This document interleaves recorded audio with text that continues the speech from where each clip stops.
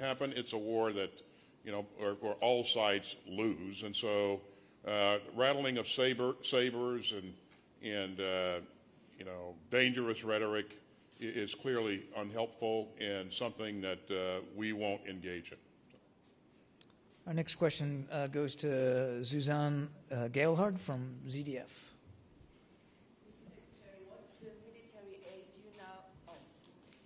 Mr. Secretary, what military aid do you now expect from the German government? And do you think the delivery of Leopard tanks is sufficient, in your opinion? You mean cheetahs, which is what yes. Well, let me just say that, and I think you probably heard me say this before as I visited Germany, I consider Germany to be a great friend and an ally.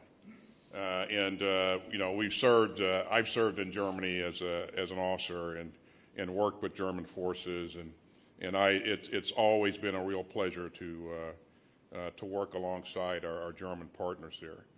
Now, I think it's significant that Germany announced that it was going to provide 50 Cheetah systems. I think those systems will provide real capability for Ukraine. And in terms of what else Germany will do going forward, again, that's a sovereign decision, one that the German leadership will make, and I don't want to speculate on that. I just believe that just based upon everything that I've seen in my interaction with the Minister of Defense and how intently she's been focused on making sure that she can do everything that she can to help and work alongside her partners and allies, that she'll continue to look for ways to be relevant and provide good capability to the Ukrainians as they continue to prosecute this fight. Our next question goes to John Ismay, New York Times. Mr. Secretary, yesterday you mentioned that one of the United States' goals in Ukraine now was to see Russia weakened. Can you explain more fully what that means, and specifically what do you want to weaken and how you would measure success in that regard? Yeah, John, so I think we've been pretty clear from the outset. We do want to make it harder for Russia to threaten its neighbors and leave them less able to do that. Now, if you look at what's transpired here in this 62 days or so that Ukraine and Russia have been involved in this struggle here, Russia has, in terms of its land forces, their land forces have been attrited in a very significant way. Casualties are pretty substantial. They've lost a lot of equipment. They've used a lot of precision-guided munitions. They've lost a major surface combatant. And so they are, in fact, in terms of military capability, weaker than when it started. And John, it'll be harder for them to replace some of this capability as they go forward because of the sanctions and the trade restrictions that have been placed on them. And so we would like to make sure, again, that they don't have the same type of capability to bully their neighbors that we saw at the outset of this conflict. Next question goes to Ute Spangenberger from ARD. There she is. Hello. How can we guarantee a safe and secure Ukraine in future? Is it possible that Ukraine becomes a member of NATO?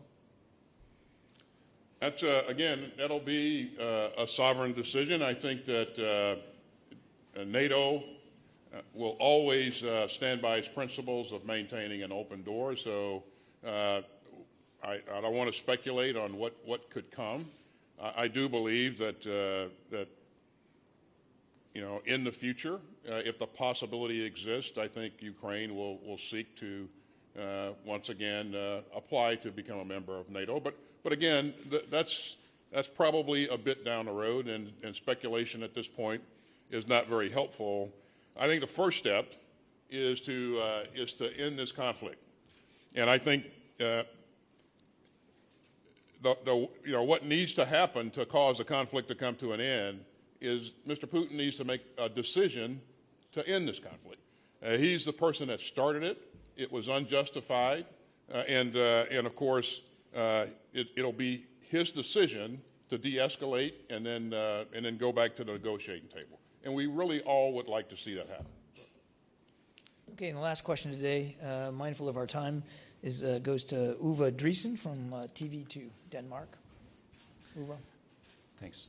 Mr. Secretary, the Russian foreign minister has warned that there's a danger of a third world war, and there's a real danger of nuclear weapons being used in the present situation. Are you not afraid that the conflict will somehow spin out of control and we will have this nuclear confrontation?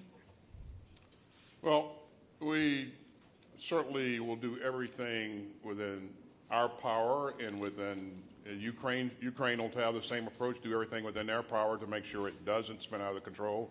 International communities focused on that as well. I think this any bluster about the use of possibility of use of nuclear weapons is very dangerous and unhelpful. Nobody wants to see a nuclear war. Nobody can win that.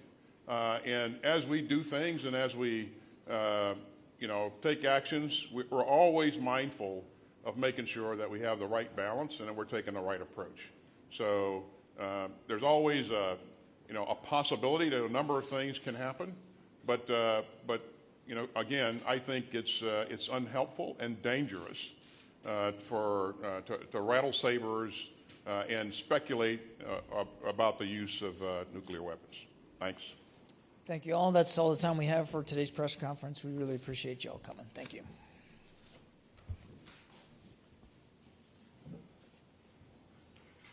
Thanks, guys.